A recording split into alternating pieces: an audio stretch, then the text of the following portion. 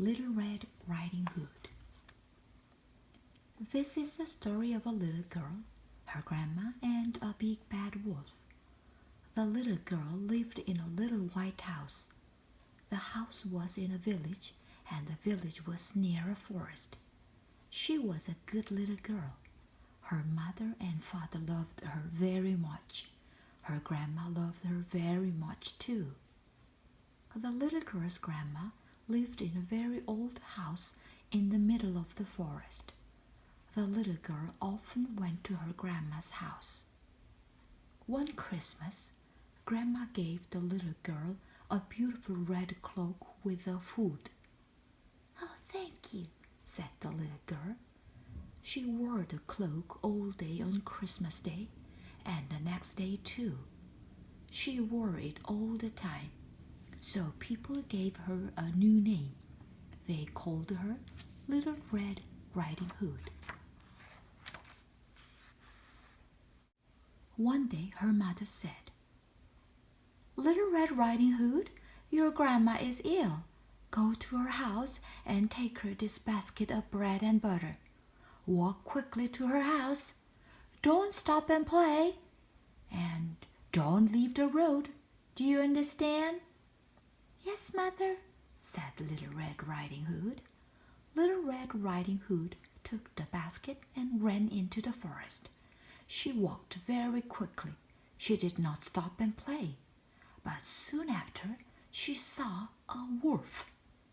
"Hello," said the wolf. "How are you today?"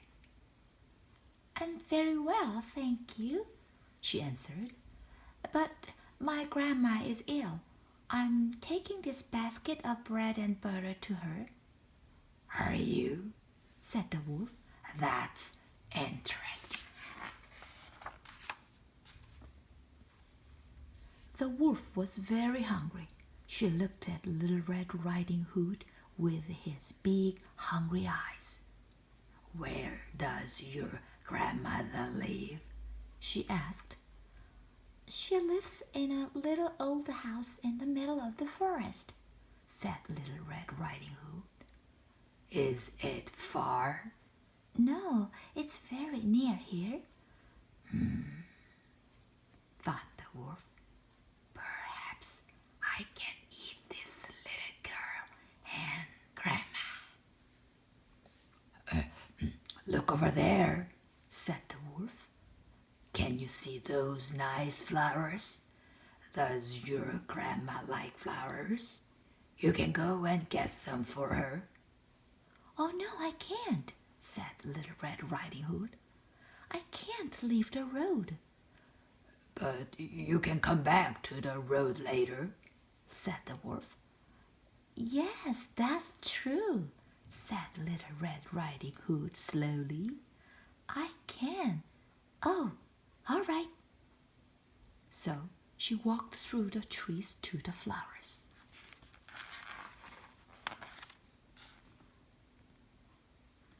Now the bad wolf ran quickly to Grandma's house. She went to the door and knocked. "Who is it?" called Little Red Riding Hood's grandma. "It's me, Grandma," the wolf answered. "It's Little Red Riding Hood." "Oh, open the door and come in, dear." "Where are you, Grandma?" called the wolf. "I'm upstairs in bed, dear. I am ill today and I can't get up." "I've got some nice bread and butter for you," called the wolf. He went up the stairs and ran into Grandma's bedroom. Then he jumped onto the bed and opened his big mouth and ate her.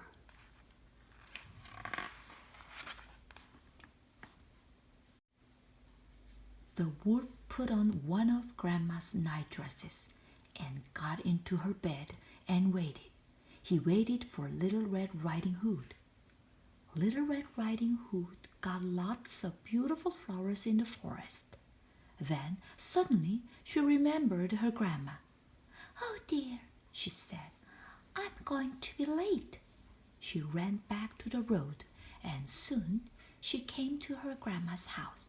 She stopped when she saw the open door. "That's strange," thought Little Red Riding Hood. "Why is Grandma's door open?" And she went in.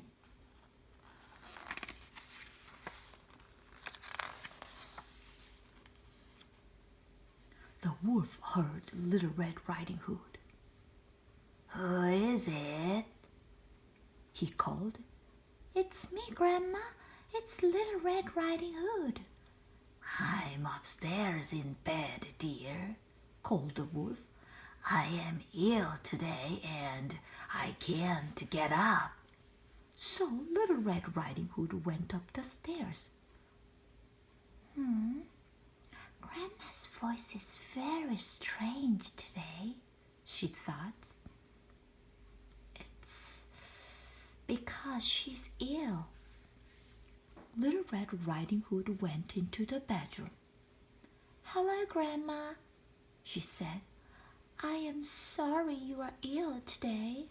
Look, I've got some nice bread and butter for you and some beautiful flowers."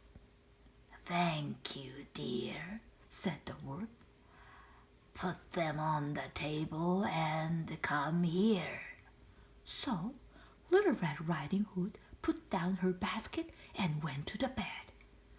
"Oh, Grandma," she said, "you look very strange today."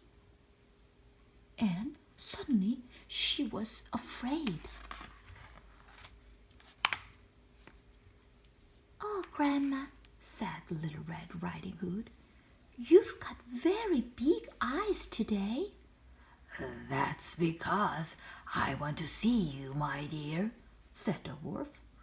"Oh, Grandma," said Little Red Riding Hood, "you've got very big ears today." "That's because I want to hear you, my dear," said the wolf. "Oh, Grandma, you've got a very big nose today." "That's because I want to smell those beautiful flowers, my dear." "Oh, Grandma," said Little Red Riding Hood, "you've got a very big mouth today and a lot of very big teeth." "Yes, my dear," said the wolf, "and that's because I want to eat you." And the wolf jumped out of the bed and ate Little Red Riding Hood. Now, the wolf was big and fat, and he wanted to go to sleep. He took off Grandma's nightdress and put it on the floor.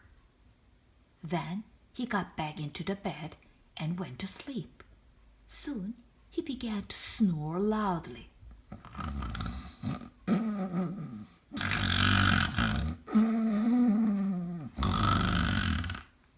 He snored. Soon after, Little Red Riding Hood's father came to the house. He saw the open door. "That's strange," he thought. "Why is the door open? And what's that noise?"